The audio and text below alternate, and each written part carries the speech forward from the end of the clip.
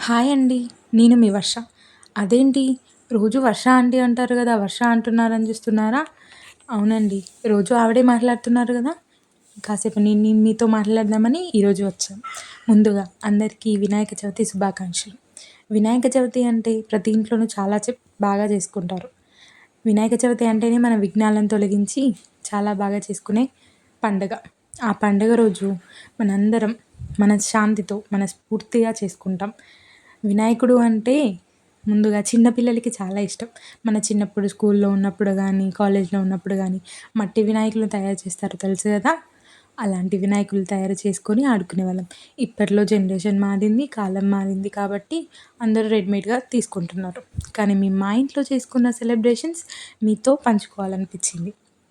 వినాయకుడు అంటే అదొక్కటే కాదు గదా! ప్రసాదాలు కూడా చాలానే ఉంటాయి. కాస్త నాలాంటి వాళ్ళు ప్రసాదాల కోసం కూడా చేస్తారనుకోండి.